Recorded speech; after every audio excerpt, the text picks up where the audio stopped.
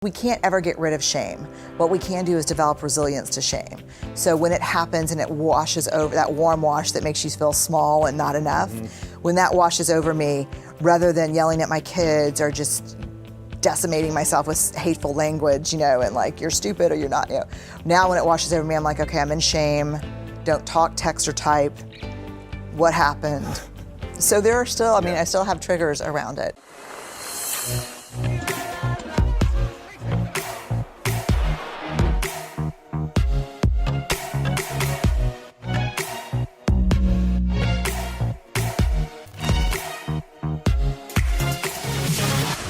Welcome back, everyone, to the School of Greatness podcast. I'm very excited. Today we have the incredible Brené Brown on. Thank you so much for having me. Thanks I really for coming appreciate to Texas. it. Yes, I'm very excited to be here.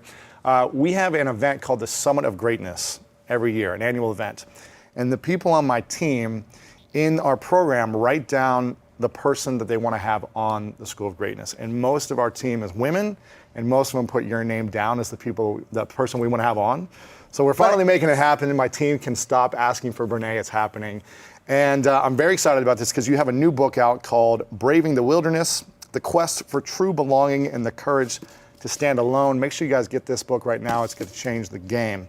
And I got a chance to go through it. Love everything that you write about in here, and I feel very connected to you. Yeah? Because I felt very alone for almost my entire life. I felt like I didn't belong anywhere. I was the youngest of four. I was always picked on, bullied. I was sexually abused when I was a kid by a man that I didn't know. I was always picked last on sports teams, and I know you weren't even picked for, I think it was the step team or some type of the drill team. The drill team. I remember how that kind of transformed your life. It was defining. Defining, right? These moments that we go through as kids can really define and shape us. And so I feel connected to you in that sense, that I felt very alone and didn't know who I was for a very long time. And still I'm trying to learn who I am. Yeah, me too. You are? Yeah. But you seem like you have it all figured out. Oh, God. No, I don't. No, I don't have it. First of all, I think the one thing I've learned in my research above all else is that in the absence of love and belonging, there's always suffering. So when I hear about your experiences growing up, that's suffering. Yeah. That's real suffering. And for me, not making the drill team when I was, I think it was in 8th grade, by itself is not a lot, but how my family responded to it. It was like when things changed for me and I didn't feel like I belonged to my family anymore. So I think that I still am trying to figure it out. I don't know that I've interviewed anyone, even spiritual leaders, who have the belonging thing completely nailed, because I don't think it is what we think it is. I don't think that it's having a big posse of friends or having a crew or rolling with a bunch of people. I think I'm still trying to figure it out because I still feel lonely and alone and on the outside of things on a really regular basis. Really? Mm-hmm. You're going on a book tour with thousands of people, 15-city tour, millions of fans around the world, and you still feel alone. Yeah, I can feel really lonely. Why? And it's really hard because, you talk about that book tour. I'm severely introverted. Yes. Super private. And so I love that connection between me and an audience, but it can also be hard on me. And also, I'm talking about things that it's weird to me that people sign up to talk about them, but they're hard topics sometimes. And we laugh and we have fun and we'll sing. But I think what I've learned in doing the research on belonging is that belonging is being a part of something bigger than yourself, but it's also the courage to stand alone and to belong to yourself above all else.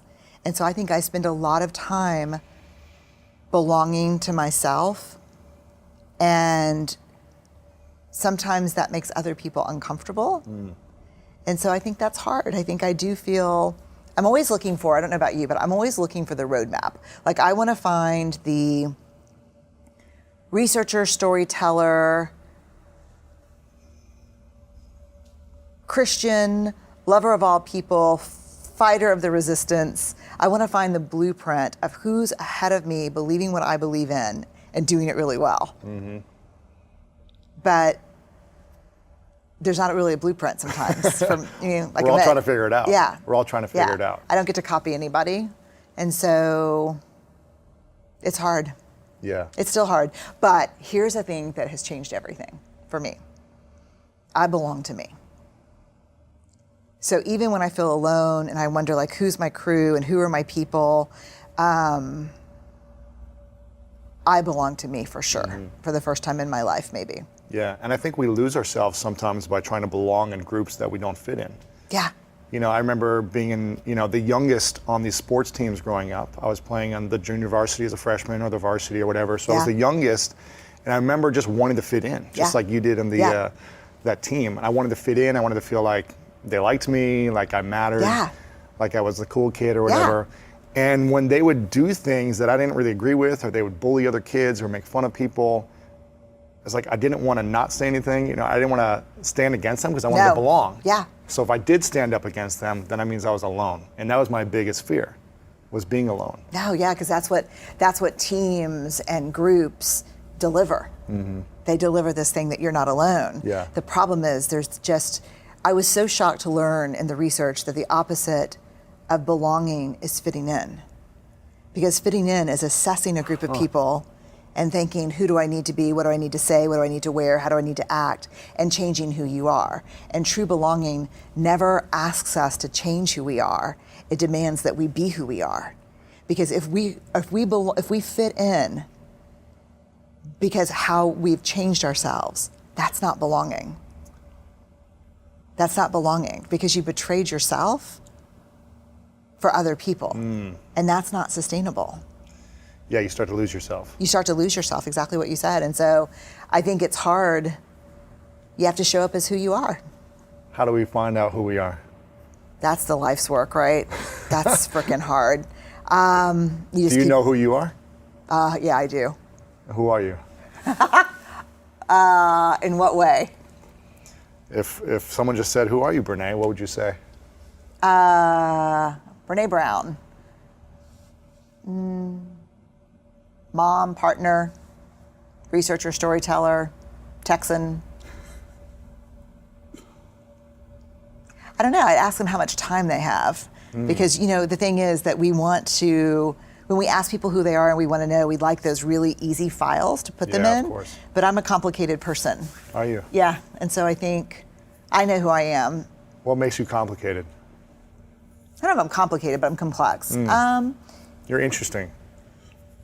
I hope so. Very some days interesting. yes, some days no. Very interesting. I think what makes me complex is, I think what makes everyone complex is the paradoxical nature of people. So, like I speak in public, I love doing that, but I'm incredibly introverted. Yeah. I'm kind of a traditionalist around things. Yeah. My kids say yes ma'am, no ma'am, but I also raise them to challenge authority every time they get the opportunity to do that. But to be really polite when they're doing it. Sure. Yeah. So I think I'm unapologetically earnest. Like I believe in the goodness of people, but I believe it's hard work to stay out of fear and stay good. Yeah. And so I think I understand people. I think I have a lot of empathy, but I'm also not afraid of discomfort. Yeah. So I think there's just a lot of push and pull. Sure. And I think that's true of all of us. I do not like to be defined.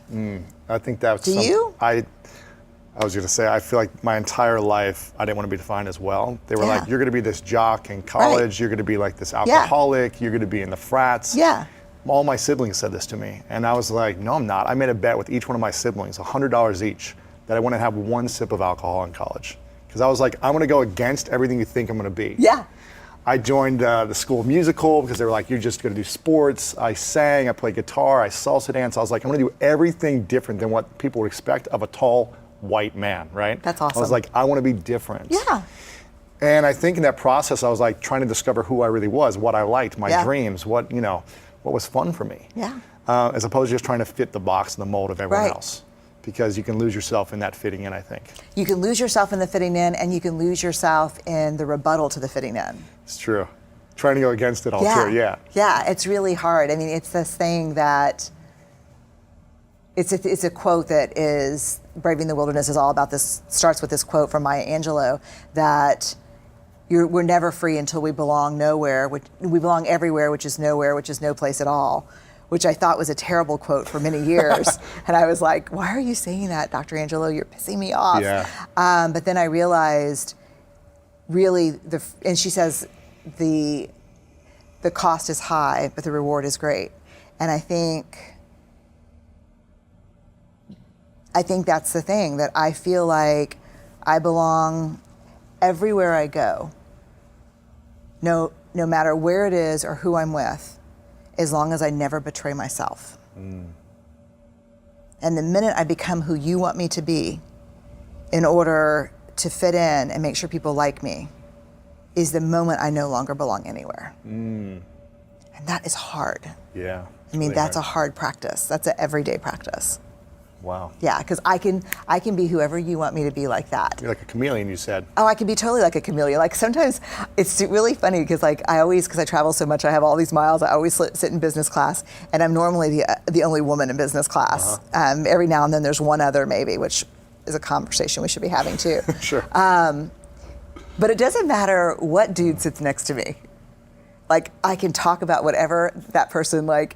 And it's so funny because we'll talk about sports usually first, or football, or we'll talk about politics, and he'll say, what do you do? And I'll say, I study vulnerability and shame. Oh, well, well, I'm gonna play some Angry Birds, and right that moment, like I can just, and it's not that I know everything about everything, it's just. So you're saying most men don't want to chime in and learn more about No, that? that's usually, if I want to go to sleep, I'm like, I'm a shame researcher. What do you do? And you're like, okay. Right. But I think I can be anything. Like, Yeah, you're adaptable. I'm adaptable, and adaptable is great because anyone that comes to my home or here to work, I can make you feel comfortable. Of course. But then if I get so adaptable that my goal, my intention of adapting is to make sure you like me, then that's when I betray myself. Yeah. When would you say is the time in your life you've been the most alone?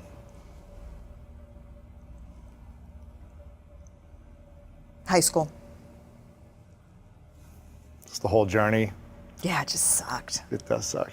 It does. And my daughter just graduated from high school, and she had this amazing experience. Just incredible experience, and it was so healing to watch. Oh, that's nice. Yeah, and I think it happened because she had the confidence to put herself out there, and student council president, and that kind.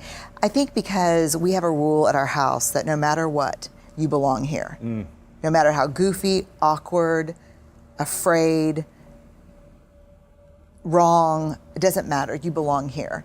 And so I think when we give our kids a platform like that at home, it gives them the courage to take risks outside of home. Does that make sense? Because they feel safe coming back. No matter what happens, they always have a place to come home to. Yeah, and I grew up in a house where it was very chaotic. I'm the oldest of 4. And fitting in and being cool was the most important thing. So I think without that pressure, I probably would have never tried out for that drill team.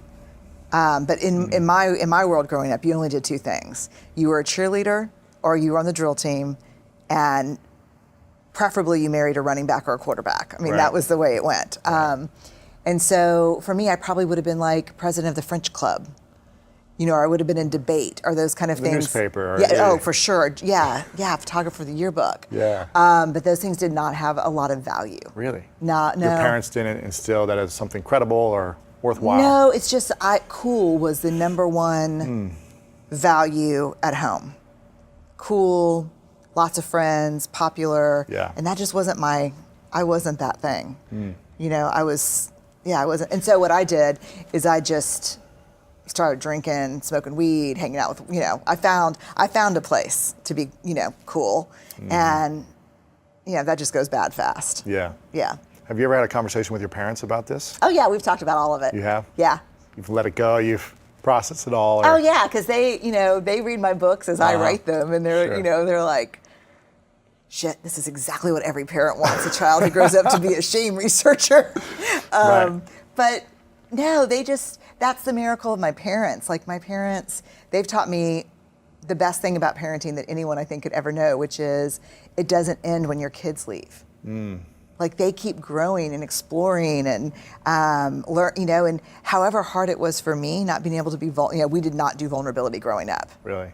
No. Like, yeah, like our family motto was literally lock and load. Like, get ready, you know, family trips, you're in the car for 5 hours, it's all 6 of us, you really have to go to the bathroom, but the rest stop is on the other side of the highway, we're not pulling over. Like, Hold suck it. it up, hold Yeah. it. Like, we were tough.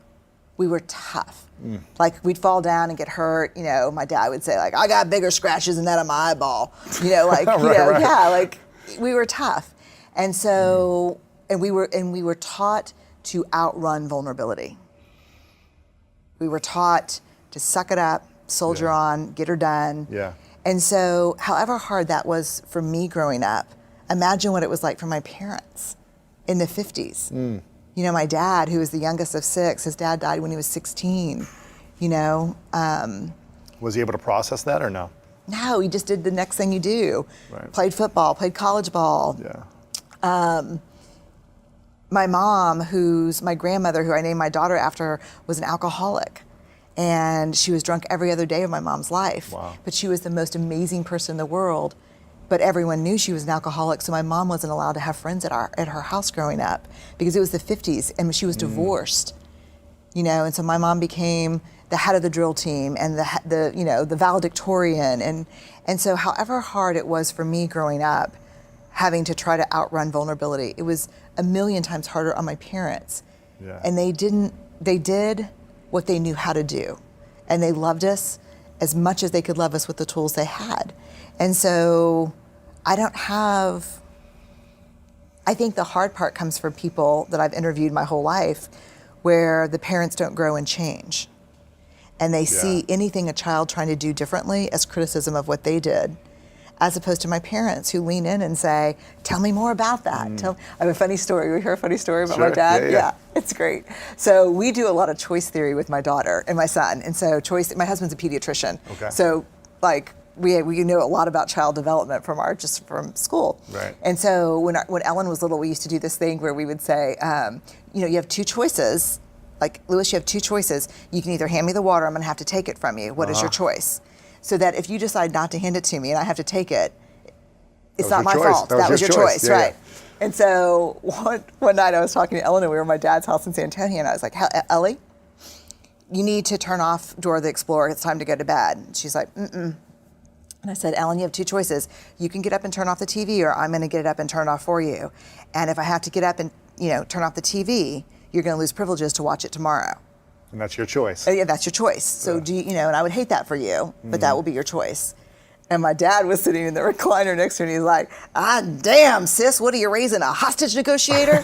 And I was like, Dad, and he's like, seriously, Brené? We had 4 of y'all, we didn't have time for that. Yeah. So the next day I come home, I'm visiting friends in San Antonio and he's watching Ellen and he's in the driveway, it's like 110 degrees in San Antonio and he's sweating. He's like, Ellen, you have 2 choices. You can either put the bicycle up or I'm gonna have to put it up for you.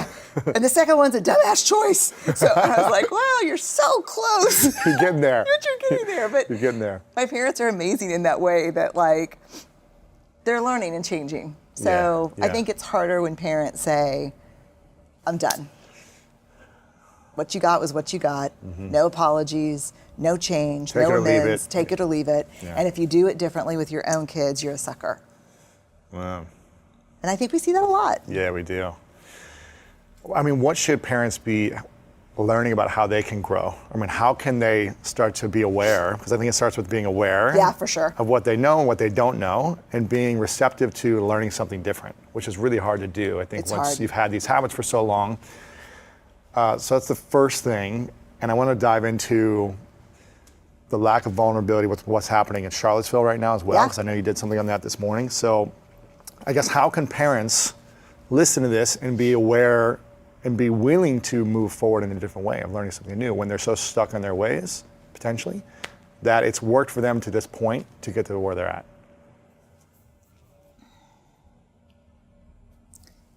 You know, I believe this with my whole heart. I believe that 99.9% of parents are truly waking up every day and doing the very best they can with what they have. Yeah. I don't think there are a lot of parents who wake up and maliciously try to screw up their kids or hurt their kids or belittle or shame their kids. I think we're doing the best we can with what we have. And so I think to let go of the idea that if I have done something that I could have done better or that I could learn from, that I have to just come down. People defend their parenting like they're defending their lives because it's such a shame minefield. Yeah. You know, I mean, a great example is the work you're doing around men and vulnerability. I cannot tell you the number of fathers and the hundreds, if not thousands of fathers I've interviewed that said, I shamed my son every time he was vulnerable. Yeah. I put him down, I made fun of them, I hit him every time he was vulnerable.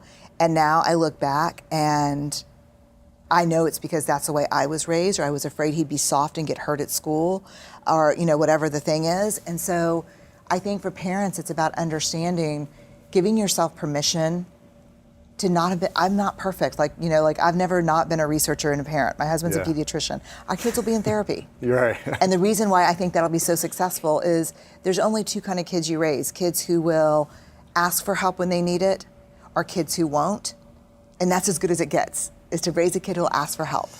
Yeah, I never asked for help. Yeah. I was always suffering inside. Yeah, right. And I always felt shameful, guilty, Right. and I just, my way of asking was being angry, resentful, mad, hitting people in sports or outside of sports, because that's all I knew. I'll tell you a story about a guy that I interviewed. One of the first men I interviewed when I went from interviewing all women to men was a guy who said, I said, what is shame for you? And he used the P-U-S-S-Y word, which is like just synonymous with shame in male culture, right? Yeah. And he said, I'll never forget the day that changed my life. He said, I was at football practice. I was a freshman in high school. And he said, the coach yelled, get on the line. And I didn't want to get on the line of scrimmage, in case people don't know. I know you know, but he asked me to make sure I walked through all the sports metaphors with him now. Exactly. And he said, I was afraid to get on the line because I know, you know, it's where people crash into each other.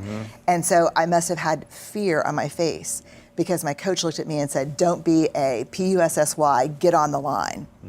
And he said, that's the day that I learned that the way you deal with that is you change that fear into rage.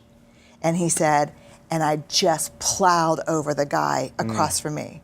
And then he said, then I spent the next 20 years plowing over my wife, my children, my colleagues, the people who worked for me. Yeah. He said, that's what I did with my fear. Yeah. I mean, I can definitely relate. Yeah. I mean, I remember being picked last on a team once when it was a co-ed sport. We were playing dodgeball on the playground. I think it was 3rd or 4th grade. And there was 2 captains, 2 guys. And they were picking one at a time, right? Oh, and they, God, they, brutal. They pick all the guys. Yeah. And then I'm like, okay, I'm going to be the last guy chosen. Yeah. But then they go and pick all the girls. And then I'm going to pick my name. I'm just by default the last picker's team. And so as a you know, a boy trying to fit in 3rd, 4th grade, it was devastating. And I told myself in that moment, I was like, never again will I be picked last at any sport. I'll do whatever it takes. I am going to be a machine. I'm going to train for 6 hours a night. I'm going to, you know, take no prisoners mentality and just, I mean, I dominated on that dodgeball game that day. I was just like throwing the ball, like just diving everywhere. I was like, never again. You know, and did you ever get picked last again? Never got picked last again. Right. But, and it helped me achieve, you know, was all state in multiple sports, was all American in 2 sports. I broke world records. I played professional football. I play on the USA handball team now.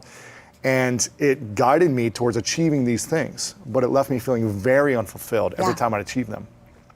Or anytime we lose, it was like an attack on my life. Every loss we ever had on a sport, it was like my life was at stake. And I felt like I was worthless. Because if I didn't win, that meant no one was gonna accept me, or I wasn't good enough, or I was gonna be picked last or something. So I would take it so personally when I wouldn't win. And then I would take it out on my family, my girlfriends, my friends, like everything. And I didn't know how to communicate. And I'm still learning, you know, I'm still imperfect every day, but it's like, I wasn't even aware. There was never information about how to connect or how to communicate and feel like it was okay or you're allowed to. Because anytime you try to talk about any vulnerabilities as a guy growing up for me, it was like, you're a P-U-S-S-Y. Or don't be a little girl, or don't be a B-I-T-C-H, you know, all these things. And so I think it's very hard for me, and especially for a lot of men who grew up, to stand alone and feel like they belong in an isolated world if they're not going to join a group that's going to make fun of them or put other people down. So how do we stand alone when we're not introverted or we want to be around other people? How can men communicate better or feel like it's okay to be vulnerable? Yeah. Because we were talking before about how, most men that I know, played sports with, would never watch The Power of Vulnerability TED Talk, or they would never read, books from you or Oprah that I'm aware of, because they would talk bad about, female leaders trying to talk about vulnerability. Yeah. They would say, that's soft, that's weak. Yeah. I don't watch that stuff, I don't read that stuff. When really that's the stuff we need the most, in my opinion. And I think it's changing. I think I told you earlier Yes, that I is. think 50% of the readers of Daring Greatly are men, and, Yeah. and the vast majority of leaders who bring me into organizations are men. And I'll tell you why. Wise men. I hope. I can flip it for you on a dime. Mm-hmm. Yeah. So it used to take me when men would say, this is how the call would go, hey, we'd love for you to come in and work with our leadership team. We saw your TED Talk, we thought it was great. Are you available? And I'd say, sure, what do you want me to talk about? And they'd say, anything but vulnerability and shame. And I would say, why? Yeah. so what do you want me to talk about if I don't talk about vulnerability? And they'd say, courage. And then I'd say, okay. Then I would try to spend like a half an hour explaining the relationship between vulnerability and courage. Yeah. Because all men want to be brave. Isn't vulnerability courage? Vulnerability is courage. So I only have Isn't to ask. vulnerability power? Yes, I have to ask one question to flip the whole thing. It's this. Vulnerability is defined as uncertainty, risk, and emotional exposure. Can you name one act of courage that you've ever been involved in or that you've ever even witnessed that did not involve uncertainty, risk, and emotional exposure? And it's a loaded question because I know the answer is no, because I've asked it thousands and thousands. I've stood in front of Navy SEALs and Special Forces military personnel and said, give me an example. I want you to try hard to give me an example of courage that didn't require vulnerability. And in 10 years, I've never had a single person be able to come up. I've even had 2 guys come up to me who were in the military that said, we're going to think about it and get with you. They And never I said, got back oh to my you. God, I said, do it. I would love it. Give me an example of courage, even on the field, that doesn't involve vulnerability. Like if you think you're being brave and it doesn't involve risk or uncertainty, you're not being that brave. If It's you too know how safe. it's, if you know how it's going to turn out, it's not courage. And so in that moment, people go, shit. But I want to be brave and I don't want to be vulnerable. And I'm like, therein lies the great dilemma of our time. Right. Yeah. No one wants to be uncomfortable. No one wants to be vulnerable and everyone wants to be brave. And it just doesn't work like that. Right. And anytime we try something new, we've got to be uncomfortable. It's vulnerable. Yeah, it's vulnerable. Yeah. I mean, when I ask people what is vulnerability, people would say initiating sex with my wife, sending my child out the door who thinks he's going to make the first chair in orchestra and knowing he's probably not going to make the orchestra at all, getting fired, starting my own business, saying I love you first in a relationship, trying to get pregnant after my first miscarriage. I mean, like, vulnerability is, it's uncertainty, it's not knowing, but doing it anyway, because it's the brave thing to do. And so the problem is, I think, that the greatest shame trigger for men is do not be perceived as weak. And in our culture, we believe that vulnerability is weakness. So you don't have to skip too many steps before you go, hey, it's shaming to be vulnerable. And so men do 2 things in the face of shame: pissed off or shut down. Put on a mask. Put on a mask. Yeah. And so what we're learning and what people are starting to see very quickly is you cannot be a courageous leader if you're not vulnerable, if you're not willing to have hard, uncomfortable conversations, give hard feedback, receive hard feedback, excavate issues like Charlottesville that no one wants to talk about. Like, discomfort is the great enemy of courage. Like, my motto is, we say it here all the time, choose courage over comfort, because you can't have both. And if you think you're being brave and you're super comfortable, you're not being that brave. Is there an area in your life right now where you don't feel you're courageous enough?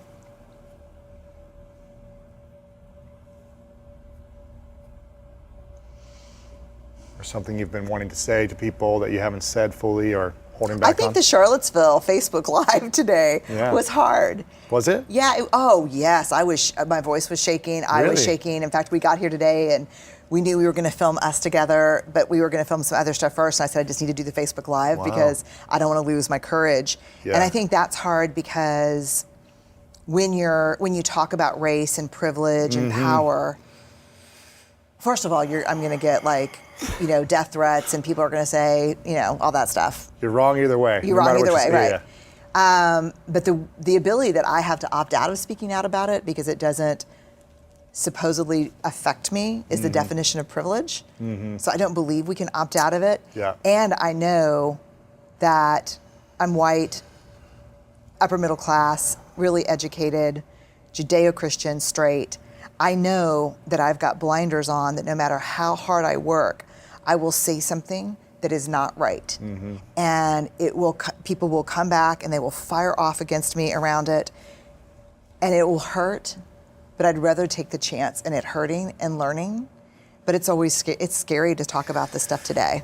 Do you think? I think. It's really hard. And I try to come from a place of super authentic and loving of all humanity all the time. Yeah. I was raised by, I had two great parents, but my mom and two older sisters were really the ones who came back to me after they would go on a date with a guy. They'd be like, Lewis, never do this on a date. Always treat women this way. So I've always tried my best. Yeah. I'm imperfect in so many ways and constantly make mistakes with people. Yeah, me too.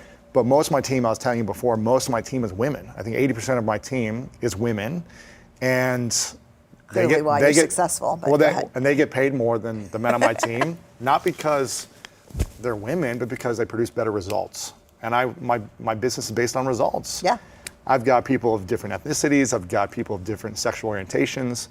And I had someone tell me last week, they said, white male privilege is a thing, and I think you need to incorporate more values into your organization so that you're not living from this white male privilege place. And I was thinking, I was hurt by this because I get it. I'm white. There's nothing I can do based on the way I was born. There's nothing I can do. Right. I can't change the way how I was born, but I can choose to determine how I want to live and how I want to show up in the world. Right. So I'm constantly trying to be mindful of speaking out more. Yeah. Because I think that's what a lot of my friends are saying about Charlottesville. If white men aren't opening up and talking about this more, it's not going to come across to the people that are, I guess, marching with torches, which just blows my mind that this is happening still. It blows me away that this is happening. I don't even understand it. I'm blown away. I don't know. And I'm just like, how can I be a better, more impactful in this place? And how can we get rid of this? How can we end it? Yeah, I do you have the answer? I don't know. Yeah. It just blows my mind. No, and I think we need to do a lot more listening than, and hear from the people who've been affected by this the longest. I think we do need to speak out. I think white silence around these issues is death. I just think it's terrible. I don't think we can come in and save the day. I think we need to come in and with humility and curiosity and say, this is what I think and I want to learn and if I make mistakes, let me know and I'll try to make them better. Yeah. And I think we need to take responsibility. And I think it's easier sometimes for me in my life to just keep asking questions, just keep reading, just keep talking about it. And when I am so uncomfortable that I don't want to do it anymore, just to keep doing it because to remember that my discomfort is, that's my privilege. Yeah. And so I don't know that there's an answer other than discussions. And I wasn't surprised about Charlottesville, really. No. It just blows my mind. Maybe I'm just ignorant to that. I don't think it's about being ignorant to it. It doesn't, I've studied shame for 15 years and fear. That's what it looks like. Yeah. What do you think these individuals marching like this are most shameful of in their own life? Why are they so I would never venture to protective? guess. I don't know, but I do think it's about powerlessness. They feel powerless. Yeah, and I think that people go, oh my God, okay, so the white guy in the khakis and the, fancy polo shirt feels powerless and, cry me a river. Right. I think we don't give a shit about that at our own peril. not caring about it and not trying to understand it. I'm not taking it on my load for sure. Yeah. I mean, I'm not going to add it to my back. I got other stuff to do. But I am going to try to understand it because I can't imagine a way through what needs to happen over the next decade that does not involve understanding pain. There's this incredible James Baldwin quote that says, "Now I understand why people hold on to their hate so stubbornly, because once they let it go, there's nothing but pain." Ooh. And I think we dismiss and don't care about that pain at our own peril. Because pain will make itself known. It will not be dismissed. It's not an affect or an emotion that dissipates when it's ignored. Yeah. Well, I think this is fascinating you're saying this, because I never wanted to feel the emotional pain. It was so hard to go through. Yeah. I got a breakup with a girlfriend. Like, I didn't know how to deal with the emotional loss Yeah. of any type of pain or suffering Yeah. as a man. And I remember being in the fetal position my freshman year in college for days, sobbing in my dorm room, just curled up in a ball, because a relationship ended, and I was so sad to be alone, and I didn't have this person in my life anymore. And I would take it out on the football field. Oh, I was yeah. like, I don't want to feel this type of emotional pain, Yeah. so how can I inflict as much physical pain on myself and other people Yeah. to get it out? And it's hard to switch that off and just be like this loving, vulnerable man after you're on the football field, like inflicting pain on other people because you're supposed to. No, and I think whether we play football or not, we're much Yeah. better at causing pain than we are Yeah. feeling pain. You don't want to feel it. No, you don't. And so we cause it and we hurt other people. Yeah, we do. And if you look at leadership, whether you're in an organization leading a country, leading a family, as a parent, one of the cheapest, easiest ways to lead is to give people someone to hate and blame for your misery.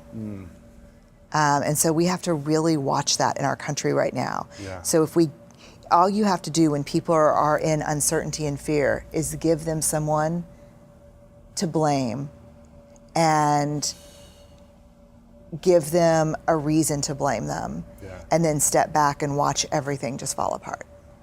And so I think that's happening right now in our country. And so we have to push away the rhetoric. We have to own our pain. And let me tell you, it's not like you tell that story about the football field, and it's so prophetic, because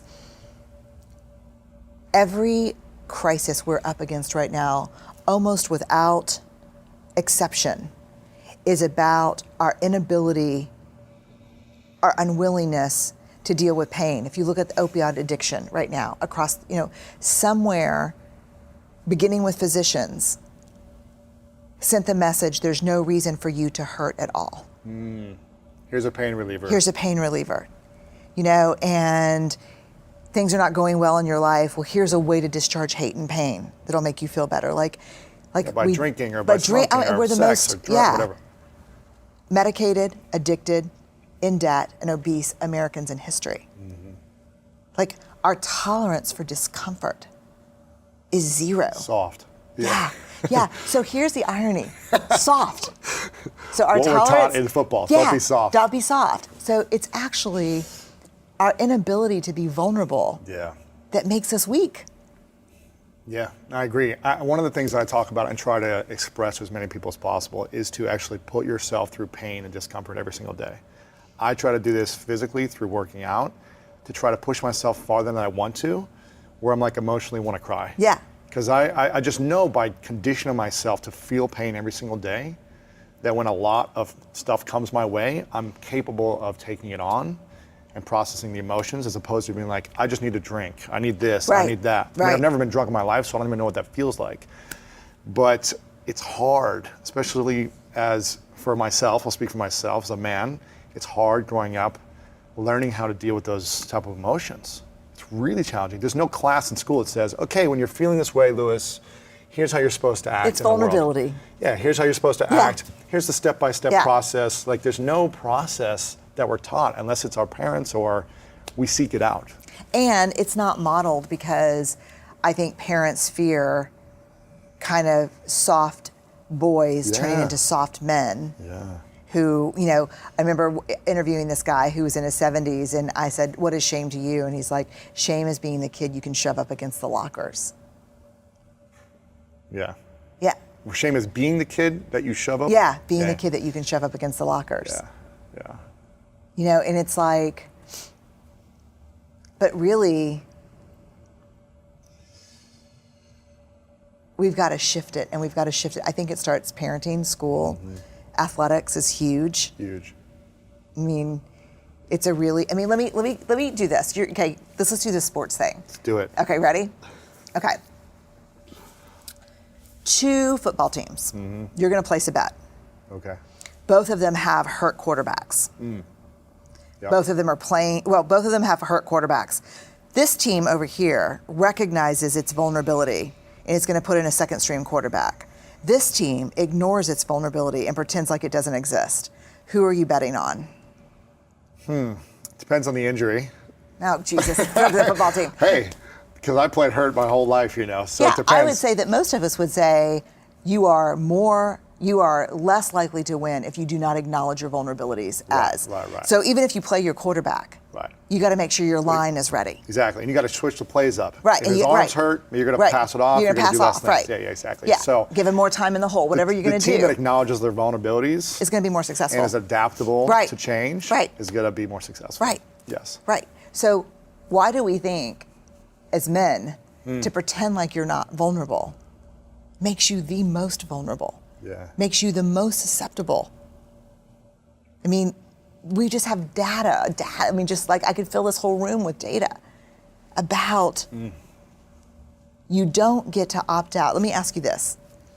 Do you know a guy in the world, and you know a lot of guys, right, who can say, I've existed at this point in my life without being uncertain, at risk, or emotionally exposed? No. Right. You Yeah. can't not Yeah. do vulnerability, Yeah. but you can pretend like you don't. Then you're not making choices over the behaviors you engage in when you're vulnerable. Yeah. Then you don't know when you're vulnerable, and then you're acting nutty. And I think you pay major prices Oh, yeah. when you aren't aware or when you're not acting like you're aware. Yeah. You just act like everything's fine, or you don't need help, you don't need support, you don't need to address a situation or Yeah. grieve or whatever it is. No. That's when you get hurt the most. It's when you get hurt the When you most. suffer the most, and I think that's when the most anger, frustration, rage, Rage. and I guess diversion happens. And I was watching this video last night where they were documenting the whole process of the Charlottesville thing. I think Vice was doing this. And the person interviewing like the leader, one of the guys who was like the leader of the marches or whatever, was saying about how, you know, this is our land and our forefathers were white and it belongs to us. It's like this whole thing that it belongs to Yeah. a certain race or something. It just blows my mind. It's like, Forgetting clearly about the Native Americans who were here who are you? before we took it. Right, exactly. But I mean, it just blows my mind that all this comes back to like feeling like we need to belong, I guess, and protect what was ours or what's our right or something. It all comes back to identity and belonging. Belonging, yeah. But underneath identity and belonging, there's something that we don't talk about, and it comes down to power. It comes down to power. I mean, I think what we're witnessing is power over's last stand. And that's what I love. You write about how I think most men who come from this place feel like power is only one person or one group can have the power as Yeah. opposed to we can spread the power Yeah. throughout the world. Like it's a right? pepperoni pizza. Right. Like if I give Lewis a little power, I'm going to have less. So make sure I'm comfortable giving it to you. Right. When it's not. Don't give any slices away. Don't give slices away. Hold all the. And so what we see around the world right now, not just with this administration, but globally, is we see the concept of power over making a last stand. And it is not going to work. What is going to work moving forward with the completely devastatingly difficult problems we have at hand is power with and power to. Power with each other, collective power. The things that are killing us right now, we're not going to solve by ourselves as a nation. They're global issues. We need global solutions. We need everyone at the table for them. Yeah. But that is we are at a huge turning point in history that should not be minimized or misunderstood. I mean, for the first time ever, the problems that challenge us the most are problems that will not be solved with national solutions. They are global problems that require global solutions and collaboration. And for a lot of people, that's really scary. Hard. What about us? What about me? You know, and last stands, you know about last stands. Last stands are violent. Yeah. Last stands are fueled by desperation. Whatever it takes. And fear and whatever it takes. And risking it all. Risking it all. And so what you're seeing right now are people risking it all. Showing up at these marches with freaking tiki torches. I mean, like, it's not even started around the Polynesian, how the Polynesian people feel about their tiki torches. But I mean, like, with tiki torches, basically mimicking the Ku Klux Klan. It's so crazy. But without sheets. This is Power Over's last stand. And these folks are nostalgic for a time that never existed. Where they thought they had the power. What they're interested in is, it was so much better back then, and what they're not saying is when people knew their place. And so it's going to get harder. If you had a message to give to our nation's leader, what would you say?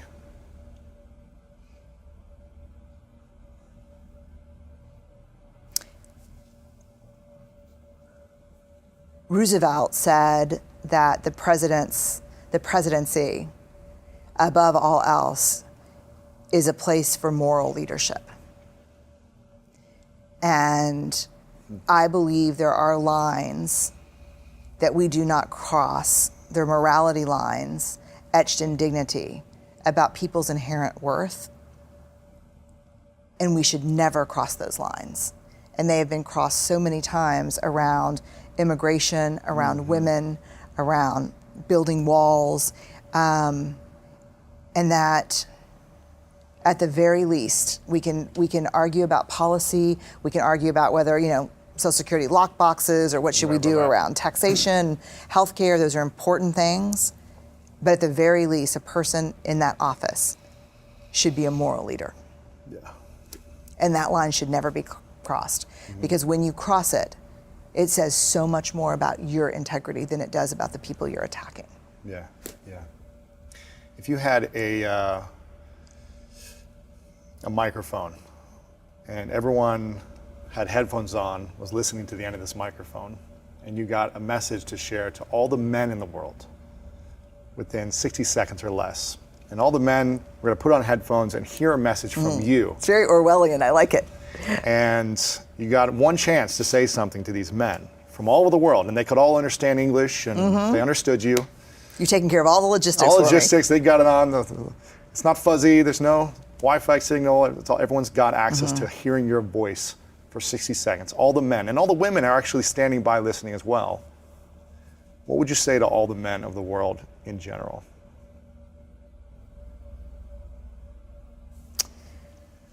Golly. I wouldn't want to screw that up. Let me think. Yeah.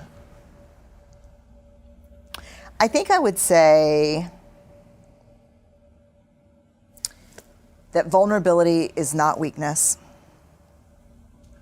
It's about the willingness to show up and be seen when you can't control the outcome. And it is actually our greatest measure of courage. So, show up in an authentic way and let us see your hearts, because we know how lonely you actually are. Wow. Yeah, men are lonely. I mean, it's really, men are lonely. It's really hard. Yeah. But I would not, I don't think I would say anything differently to women as either.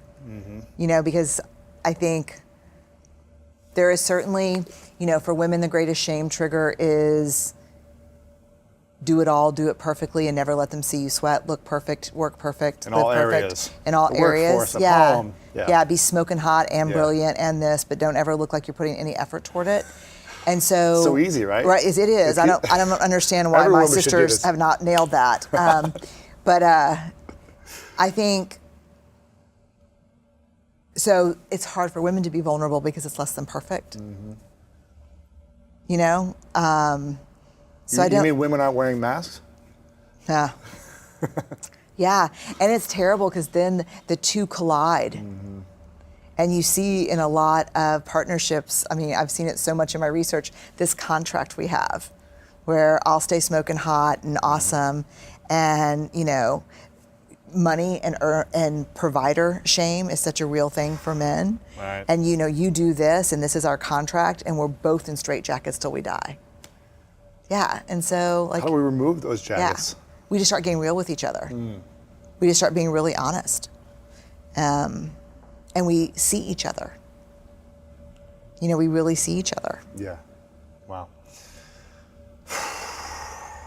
I've got a few minutes left, so I'm going to be mindful of these questions. I know, 'Cause I could ask unfortunately. you- Let's go now. Let's cut it. I could ask you, I could talk to you for hours.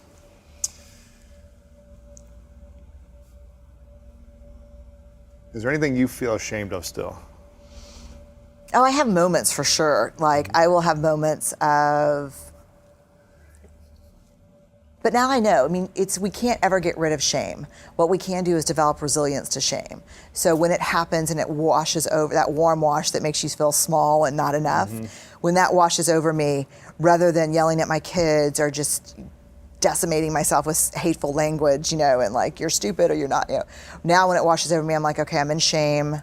Don't talk, text, or type. What happened? So there are still, I mean, I still have triggers around it. I still have triggers around it. And I still think it's probably the same. Motherhood, trying to, you know, do everything and balance everything and be where I'm supposed to be. And that's still hard sometimes. Yeah. You know? What's the process that someone should take on when they feel shame, anger, rage? Well, shame I can really help you with is, first and foremost, talk to yourself like you talk to someone you love. So if something happens and you're overwhelmed with shame, the first thing you need to do is get back on your emotional feet. Don't talk, text, or type to anyone, because one of the things we want to do is push that shit out on other people. I'm good at that. Yeah. I'm guilty of that. Yeah. So just get into a dark, quiet place and then talk to yourself like you talk to someone you love. Yeah. Just be like, dude, it's okay. Like, you screwed this up. What you said was super hurtful. You're gonna have to circle back and clean that stuff up. But give yourself a break here, just like I would talk to Ellen or Charlie if they made a mistake. Yeah. Then reach out and talk to someone about what you're feeling. Shame cannot survive being spoken. So if I call you and I'm like, oh my God, Lewis, I'm in a shame shitstorm, you're not gonna believe what happened, and you listen to me and you respond empathetically with something like, oh my God, I've been there, or oh God, I get it, I'm sorry, that sucks. Shame can't hold on, because shame can't survive empathy. I 100% agree with that. Quick example, for 25 years I held on to this shame of being sexually abused by a man that I didn't know. And I was like, if anyone knew this about me, you know, my life was over. That's how shameful I felt, embarrassed and, you know, abused I felt from the experience. And when I finally had the courage to share it, it took me, you know, a couple of years to share it over and over many, many times. I don't feel shameful. Like, I can talk about it openly and freely without feeling embarrassed, without feeling weak, soft, vulnerable, because, you know, I own the experience and it's not something I have to hold in and like react through rage, because I can just share it and I can communicate, as opposed to it's so brave. Hold into this. Yeah. And I think whenever I face anything that I'm scared to talk about now, I just say, well, how can I talk about it? At least, how can I journal? I like to journal first. Oh, that's huge. So no one can shame me, right? Or no one has to feel that. That's huge. Yeah. And then start having conversations. And when we have ownership over that shame, I feel like it doesn't own us anymore. I mean, so that's a perfect example. First of all, it's devastating that happens. It happens to boys. 1 in 6. Yeah, and they think that's an underestimate. Yeah. They think that. No, 1 in 6 is what's known. Yeah, and they think it's probably double that because of our culture and inability of boys to speak safely, even to their own parents around it. I never told anyone. Right. My parents didn't know. Right. So here's the example exactly. You talk about it now. So two choices. You own your story, you get to write the ending. You don't own the story owns you. Yeah.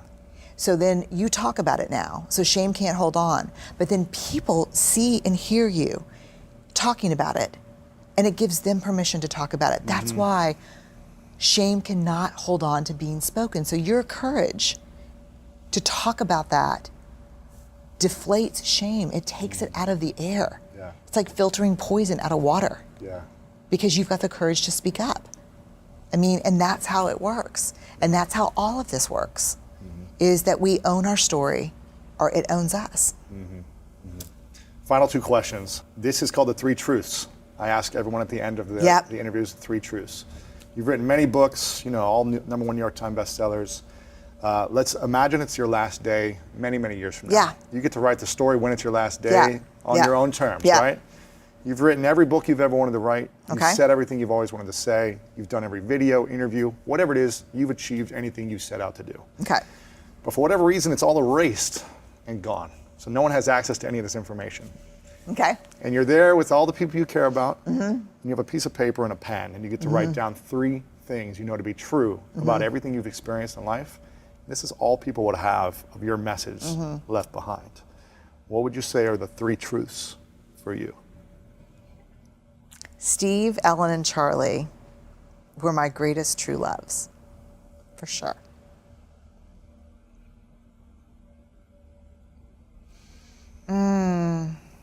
After that, everything seems small.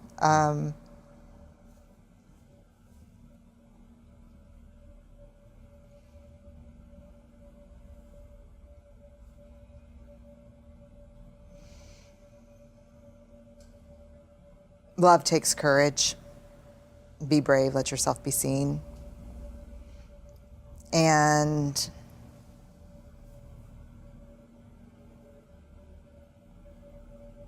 don't wait for the grown-ups to get there.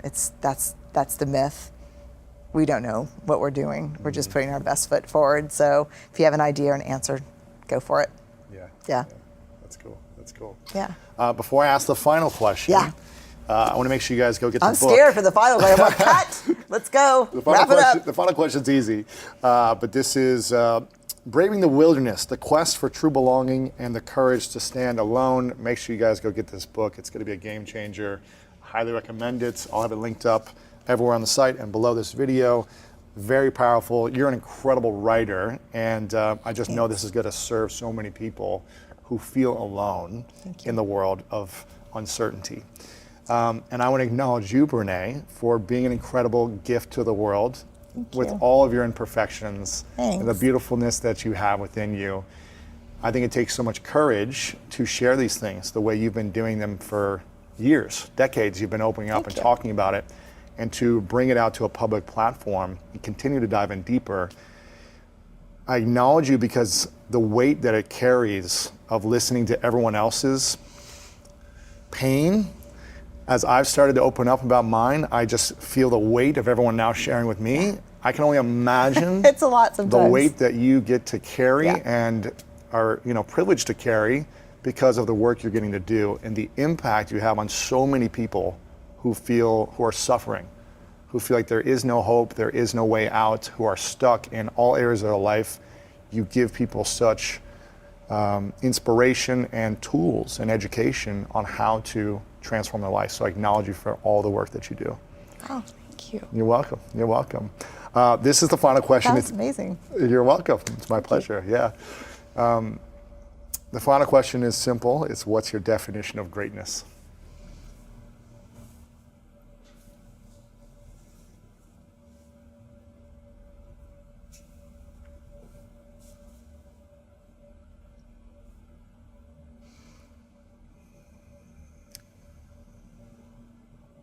To own your story and love yourself through that process. That's greatness to me.